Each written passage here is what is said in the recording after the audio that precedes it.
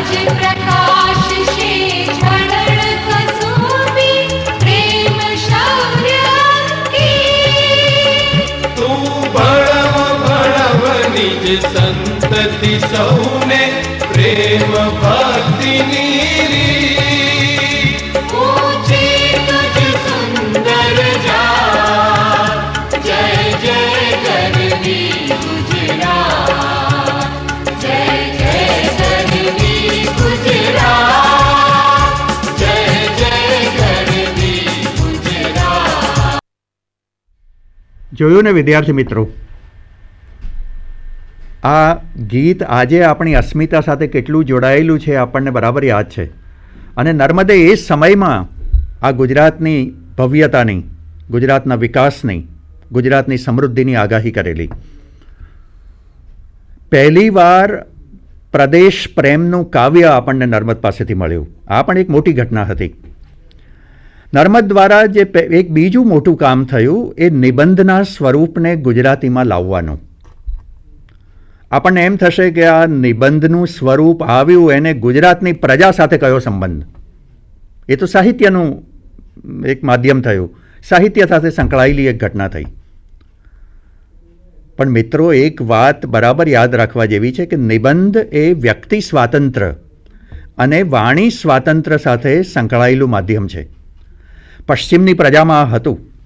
નર્મદને આ ખબર પડી એટલે એણે પણ ગુજરાતીમાં આવા નિબંધો લખવાનું વિચાર્યું. એણે વિધાન કર્યું હતું કે નિબંધ લખવો એ જેવી તેવી વાત નથી, બહુ જ અઘરું કામ છે.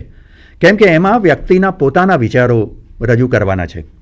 અને ક્યાં રજૂ કરવાના છે અને કોની સામે? રૂઢિચુસ્ત શાસન સામે, રૂઢિચુસ્ત રાજ્ય સત્તા સામે, રૂઢિચુસ્ત ધર્મ સત્તા સામે વ્યક્તિનો વિચાર રજૂ કરવો. આ માટેનું જે માધ્યમ મળ્યું નર્મદને એ નિબંધનું હતું. એટલે નિબંધનું મૂલ્ય સાંસ્કૃતિક છે, માત્ર સાહિત્યિક નથી. એ જ સમયથી આખા ભારતમાં વ્યક્તિ સ્વાતંત્ર્ય દાખલ થયું. એ તો ભલે આપણે સ્વતંત્રતા મોડી મેળવી છે, વ્યક્તિ સ્વાતંત્ર્ય અને વાણી સ્વાતંત્ર્ય આપણે 1947 પછી હક તરીકે વિકસાવ્યા, પણ એના મૂળિયા આ નિબંધના સ્વરૂપમાં નર્મદ આદિના પ્રયત્નોમાં પડ્યા છે. એણે પહેલો નિબંધ લખ્યો મંડળી મળવાથી થતા લાભ. એ પછી દલપતરામે પણ આ જ ગાળામાં એક નિબંધ લખ્યો છે ભૂત નિબંધ. કરસનદાસ મૂળજીએ દેશાટન પણ દેશાટન એવું નામ આપીને નિબંધ કર્યો, પરદેશ જવાથી થતા લાભ. અને આ બધાના મૂળમાં મેં કહ્યું એમ પેલું વ્યક્તિ સ્વાતંત્ર્ય છે. આ જ વ્યક્તિ સ્વાતંત્ર્યને કારણે જ નવલકથાનું સ્વરૂપ આવ્યું. કેમ કે અત્યાર સુધીના સાહિત્યમાં વ્યક્તિનું મૂલ્ય નહોતું, સમૂહનું મૂલ્ય હતું. પણ હવેના સાહિત્યમાં વ્યક્તિનું મૂલ્ય આવ્યું, અંગતતાનું મૂલ્ય આવ્યું, અંગત પ્રેમની વાતો થવા માંડી અને આખા સાહિત્યના વલણો બદલાઈ ગયા. હજી તો દયારામ એની વૈષ્ણવ ભક્તિવાળી પદ કવિતા કરી રહ્યા છે. શ્યામ રંગ સમીપે ન જાવું, મારે આજ થકી શ્યામ રંગ સમીપે ન જાવું. અને બીજી તરફ આ નર્મદ જેવો અંગત પ્રેમની વાત કરી રહ્યો છે. કુમુદચંદ્ર પ્રેમ પત્રિકા નામનું કાવ્ય લખી રહ્યો છે. અવસાન સંદેશ નામનું કાવ્ય લખી રહ્યો છે. દલપતરામ પણ નવા નવા વિષયો કવિતામાં લાવી રહ્યા છે. આ દલપતરામથી કવિતામાં નવસંચાર થયો. એમણે 1845માં બાપાની પીપર નામની એક રચના કરીને નવી કવિતાને વળાંક આપવાનું કામ કર્યું. આ એ કવિતાના થોડા શબ્દો આપણે શરૂઆતમાં આપણા પડદા ઉપર જોઈ રહ્યા છીએ. આ 1845માં થયેલી રચના. વિચરીને વઢવાણથી લીધો લીંબડી પંથ, વિતક વર્ણવતા વર્ષે ગ્રીષ્મ વર્ણન ગ્રંથ. આમ કરીને એમણે આ ગ્રીષ્મ ઋતુ દરમિયાન વચ્ચે આવતી બાપાની પીપર કેટલી મૂલ્યવાન છે એની ભૂમિકા આ કાવ્ય દ્વારા દાખવી અને પ્રકૃતિ સાથે સંકળાયેલો એક અનુભવ કવિતામાં આ રીતે પ્રથમવાર આપણને અનુભવાયો. અને આમ નવી કવિતા તરફ, નવા ગદ્ય સાહિત્ય તરફ મંડાણ શરૂ થયા. મિત્રો, આપણે આ સુધારક યુગના લક્ષણો પહેલાં એક સાથે આપણા પડદા ઉપર ભાઈ નિસર્ગભાઈની મદદથી જોઈ લઈએ. નિસર્ગભાઈ સાથે સાથે એની થોડી વાત પણ કરતા જશે.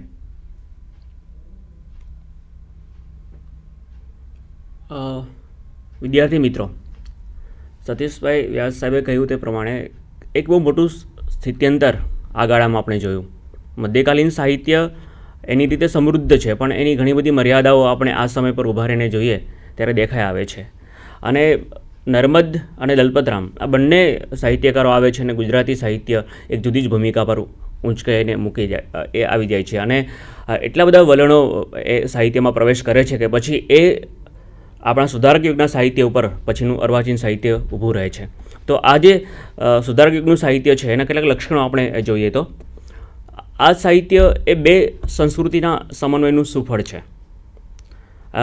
એક આપણી પરંપરિત સંસ્કૃતિ અને એ સંસ્કૃતિની સાથે 1818માં ગુજરાતમાં અંગ્રેજી શાસનની શરૂઆત થાય છે અને ત્યાર પછી અંગ્રેજી શાળાઓ શરૂ થઈ અને અંગ્રેજી કેળવણીની શરૂઆતને કારણે પછી આપણે અંગ્રેજી વાંચતા થયા, લખતા થયા, વિચારતા થયા અને એ સંસ્કૃતિ પણ આપણામાં પ્રવેશ કરીને આ બંને સંસ્કૃતિને કારણે આ સાહિત્ય જુદી ભૂમિકા પર આવે છે.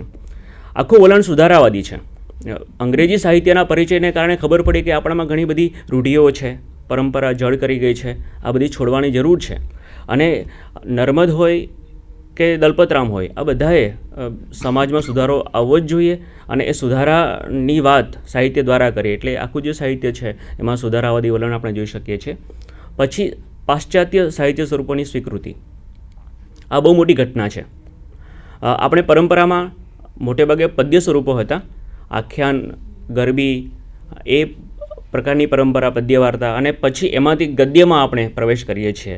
એટલે સુધારક યુગમાં મોટાભાગના સાહિત્ય સ્વરૂપો જેમ કે નિબંધ છે, એ રીતે નાટક છે, નવલકથા છે, એમ વિવેચનની પણ શરૂઆત આ કાળમાં જ થઈ અને પછીથી એ સમૃદ્ધ થતું રહ્યું. પણ શરૂઆત કરી એટલા માટે આ યુગનું બહુ જ મોટું મૂલ્ય છે. પછી ગદ્યમાં વ્યાપક ખેડાણ થયું જે મધ્યકાળમાં અંશતઃ બહુ ઓછું હતું. એ બાલાવબોધમાં છે કે પછી સ્વામિનારાયણ સંપ્રદાયનું વચનામૃત છે એમાં આપણે કેટલોક એનો ભાગ જોઈ શકીએ. પણ ગદ્યની લઢણો ખાસ કરીને જે લઢણ બદલાતી થઈ, તમે વચનામૃત વાંચો તો અહીંયા જુદા પ્રકારની આખી ગદ્ય શૈલી છે. એમાં પણ પદ્યના કેટલાક અંશો આપણે જોઈ શકીએ છીએ. પણ ગદ્યને આ રીતના નિબંધ દ્વારા, નવલકથા દ્વારા, નાટક દ્વારા અને વિવેચન દ્વારા સુધારક યુગમાં જુદી ભૂમિકા પર મૂકી આપવામાં આવે છે. અને આ એક મોટી ઘટના છે, આપણે ન માની શકીએ એટલું મોટું મૂલ્ય છે. એટલે આ બહુ ઓછા સાહિત્યકારો, આ ગાળો પણ ટૂંકો છે પ્રમાણમાં, પણ ઓછા સમયમાં બહુ જ વિશાળ સાહિત્યકર્મ આ બધા સાહિત્યકારોએ કરેલું છે. અને પદ્યમાં પણ નવો ઉન્મેષ આવ્યો છે. મધ્યકાળનું જે પદ્ય હતું એમાં પરંપરિત વર્ણનો આવ્યા કરતા. કોઈના ચહેરાનું વર્ણન હોય તો એક પ્રકારનું વર્ણન આવ્યા કરે કે ગુલાબની કડી જેવા એના હોઠ છે ને, અથવા ભાઈ પક્વ પાકેલું જે ઘોલું છે એના પ્રકારના હોઠ ને એ પ્રકારનું નારીનું વર્ણન આવ્યા કરતું કે એ પ્રકારના જ પ્રકૃતિ વર્ણનો એક પ્રકાર. એ પ્રકૃતિ વર્ણન કરતાં તો વિશેષ તો એ આદિ હોય પ્રકૃતિની. એટલે તો એ પ્રકારની આખી કવિતામાંથી જે સુધારક યુગની કવિતા આવે છે એમાં ખાસ કરીને નર્મદ દ્વારા પ્રકૃતિ જે કાવ્યો એ જુદી ભૂમિકાએ આવે છે. તો પ્રકૃતિ વર્ણન પછી કવિતાના મોટે ભાગે બે ભાગ છે કે એક તો એ પોતાની વાત કરે એટલે આત્મલક્ષી કવિતા અને બીજી પરલક્ષી કવિતા. તો મધ્યકાળમાં મોટે ભાગે પરલક્ષી કવિતા હતી, પણ જો આત્મલક્ષી કવિતાની વાત આ સુધારક યુગમાં આવે છે ને એ એક નવોન્મેષ પદ્યમાં આવ્યો છે. તો આ પ્રકારની ઘણી બધી સાહિત્યની લાક્ષણિકતાઓ આપણે જોઈ શકીએ છીએ અને એના વિશે વિગતે વાત હવે સતીશભાઈ વ્યાસ સાહેબ કરશે. જે આત્મલક્ષિતા કાવ્યોમાં પ્રવેશી એનો ઉલ્લેખ નિસર્ગભાઈએ કર્યો, એના 2-3 ઉદાહરણોની આપણે વાત કરીશું. કરુણ પ્રશસ્તિનું એક સ્વરૂપ આ ગાળામાં આવ્યું પદ્યમાં, જેમાં કવિ મૃત વ્યક્તિ પ્રત્યે, અવસન્ન વ્યક્તિ પ્રત્યે, નિધન જેનું થયું હોય એના પ્રત્યે શોકની લાગણી પ્રગટ કરે. દલપતરામે ફારબસ સાહેબના મૃત્યુને ધ્યાનમાં રાખીને ફારબસ વિરહ નામની રચના કરી. એમના અવસાન પછી દલપતરામને બહુ જ આઘાત લાગ્યો અને દલપતરામે પહેલીવાર આવો અંગત શોક મિત્ર ફારબસ પ્રત્યે પ્રગટ કર્યો કે હજુ કઈ રીતે તારા સ્વર, તારા વેણ મને ઊંઘમાં પણ સતાવે છે. ત્યાંથી જ એમણે રચનાનો પ્રારંભ કર્યો. એ જ રીતે નરસિંહ રાવે સ્મરણ સંહિતા નામનું આવું અંગત કરુણ પ્રશસ્તિવાળું કાવ્ય લખ્યું.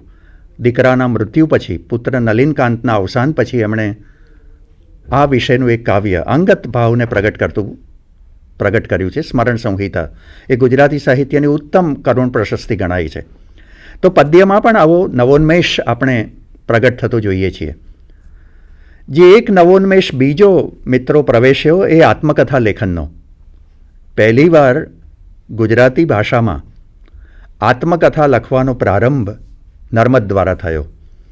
અને જે નિસર્ગભાઈએ કહ્યું ને કે હજી આપણા સર્જકો ગુજરાતી ભાષા શોધવા માટે ફાંફા મારી રહ્યા હતા, એ જ મુશ્કેલી થોડી નર્મદને પણ પડી છે. પણ નર્મદ બહુ જ સભાન હતો. એને નહોતું સ્વીકારવું અંગ્રેજી મોડેલ, અને બીજી તરફ એને સંસ્કૃત મોડેલ પણ નહોતું સ્વીકારવું. એને સંસ્કૃત ભાષા તો બહુ જ સરસ આવડતી હતી મિત્રો, વેદનો તો એ અભ્યાસી હતો. પણ સંસ્કૃતની શૈલીમાં એ વાત કરવા નહોતો માગતો. એને તો ગુજરાતી ભાષા નિપજાવવી હતી સાહિત્યના માધ્યમ તરીકે. વળી અંગ્રેજી પણ એ શીખીને આવ્યો હતો મુંબઈથી, અને અંગ્રેજીમાં પ્રાવીણ્ય પણ ઘણું હતું. અંગ્રેજીના તો એ ફકરાઓના ફકરાઓ એમ જ સ્પોન્ટેનિયસલી બોલી શકતો, ફ્લુઅન્સી દ્વારા પ્રવાહિત અંગ્રેજી બોલી શકતો. પણ એ અંગ્રેજી ગદ્ય છટા પણ એ રચનામાં લાવવા નહોતો માગતો. એટલે એ છાયામાંથી મુક્ત કરીને એક નવી ગુજરાતી ભાષા જે સાહિત્યના માધ્યમ તરીકે કામમાં આવે એને એ ઉપયોગમાં લેવા માગતો હતો. એટલે એણે શીર્ષક પણ જુઓ આત્મકથા ન આપ્યું, સંસ્કૃતમાં હતો આ શબ્દ. ઓટોબાયોગ્રાફી એવો અંગ્રેજી વિકલ્પ પણ એણે પસંદ ન કર્યો, પણ એને બદલે આપણી પ્રજા સમજી શકે એવું સાદું શીર્ષક આપ્યું, મારી હકીકત. જો સીધું ગુજરાતી રૂપ શોધવાનો એણે પ્રયત્ન કર્યો.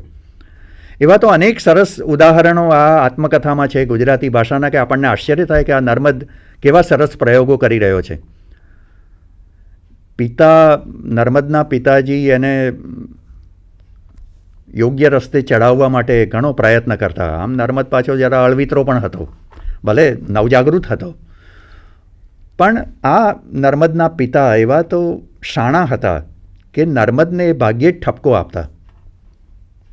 પણ નર્મદ પોતાના પિતાના આ વ્યક્તિત્વના ગુણગાન કરવા માટે આત્મકથામાં જે શબ્દો પસંદ કરે છે એ આપણે ધ્યાનમાં રાખવા જેવા છે. એ કયો પ્રયોગ કરે છે? કોઈ વાર ઝાંસો સરખોય દીધો નથી.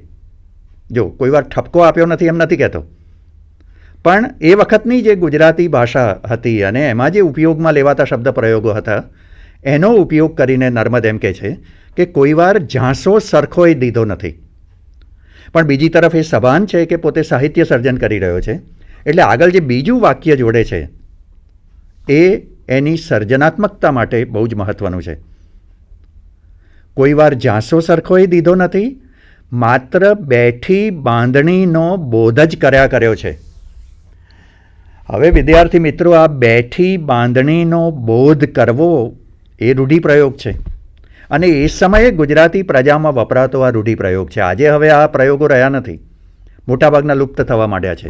ભાષા બદલાતી હોય છે તેમ તેમ કેટલાક પ્રયોગો લુપ્ત થાય, કેટલાક નવા બનતા જાય. એમ આજે આપણી ભાષામાં આ પ્રયોગ નથી. પણ જેને બાંધણી ખબર હોય અને એમાં વળી બેઠી બાંધણી કઈ એ ખબર હોય, આછી ભાતવાળી, એટલે હળવો. બેઠી બાંધણીનો બોધ એટલે હળવો બોધ જ આપ્યા કર્યો છે. તો આ પિતા, એને માટે આખી આત્મકથામાં નર્મદે બાપ શબ્દ જ વાપર્યો છે. આપણને એમ લાગે કે આ તો પિતાનું અપમાન નથી કરતો, બાપ શબ્દ શેના માટે વાપરતો હશે? એને આવડતો હતો તાત શબ્દ. પિતા શબ્દ એ જાણતો હતો સંસ્કૃતના એના વ્યાસંગને કારણે, પણ ના, એને તો પોતાની પ્રજાના લોકો સમજી શકે એ જ ભાષામાં વાત કરવી છે. અને એટલા માટે એણે એ વિકલ્પોને બદલે બાપ શબ્દ જ વાપર્યો, કેમ કે દક્ષિણ ગુજરાતમાં પિતા માટે એ સમયે બાપ જ શબ્દ વપરાતો, અને એ પણ પાછો એક વચનમાં, તુંકારે, હે બાપ તારી મને ખૂબ ખૂબ છે. જો તારી, તમારી નહીં, કેમ કે દક્ષિણ ગુજરાતમાં હજી પણ મોટે ભાગે પિતાને તુંકારે બોલાવવાનો વ્યવહાર છે. તો પોતાના લોકો સમજી શકે એવી જ ભાષામાં આત્મકથા લખવી, નવું ગદ્ય નિપજાવવું, ગુજરાતી મોડેલ, ગુજરાતી નિદર્શન રચવું, આના એક સભાન પ્રયત્નો આ ગાળામાં થયા. એ સમયે જે નાટકો થતા એ મુખ્યત્વે ભવાઈ કેન્દ્રી હતા, પારસી નાટકો થતા. કેટલાક નાટકોમાં મનોરંજનની સામગ્રી વધારે હતી, ક્યાંક અશ્લીલતાનું, દ્વિઅર્થી સંવાદોનું તત્વ પ્રવેશી ગયેલું. દલપતરામ અને રણછોડભાઈ આ પ્રકારના નાટકોના પ્રખર વિરોધી હતા. દલપતરામે પૂર્વે એરિસ્ટોફેનિસના ધ પ્લુટસ ઉપરથી લક્ષ્મી નામનું એક નાટક 1850ના વર્ષમાં પ્રગટ કરેલું. એ એરિસ્ટોફેનિસનું ચિત્ર આપણે પડદા ઉપર જોઈ રહ્યા છીએ. એ એમને ફાર્બસ સાહેબ પાસેથી આ કથા સાંભળવા મળી અને એમણે એના ઉપરથી પછી લક્ષ્મી નામના એક નાટકનું રૂપાંતર કર્યું. પણ મિત્રો, દલપતરામનું બહુ જ મોટું પ્રદાન એ ગાળામાં 1871માં એમણે પ્રગટ કરેલું નાટક મિથ્યાભિમાનનું છે. આ નાટકના કેટલાક અંશો આપણે આપણા પડદા ઉપર નિહાળીએ.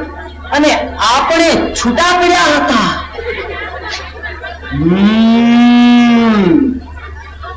તે આ ડાબે રસ્તે ગયો ને આપણને મુચ્ચે જમણે રસ્તે ચડાવ્યા.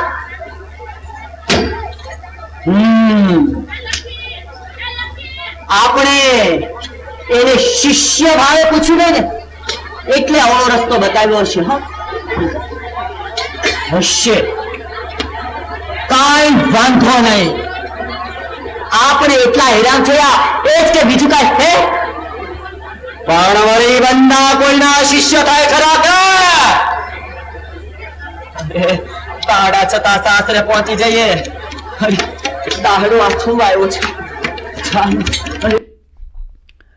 વિદ્યાર્થી મિત્રો, આ મિથ્યાભિમાન નાટક આજે પણ ગુજરાતમાં ભજવાય છે. મૂળ વાત તો એટલા માટે મિથ્યાભિમાનનો ઉલ્લેખ કરવો પડ્યો. એ લખાયું છે 1870માં. આપણને એમ થાય કે આજ સુધી આ નાટક ટકી શક્યું તો એવું એમાં કયું તત્વ હશે જેને કારણે એને આટલી ચિરંજીવિતા પ્રાપ્ત થઈ? તો સાહિત્યના કેટલાક ધોરણો છે વિદ્યાર્થી મિત્રો. આપણને કેટલીક વાર એવું લાગે કે આ સાહિત્યે સમાજના પ્રશ્નોને લઈને, પોતાના સમયના પ્રશ્નોને લઈને એને લોકો સુધી પહોંચાડવા જોઈએ, લોક સુધારનું એણે કામ કરવું જોઈએ. તત્ક્ષ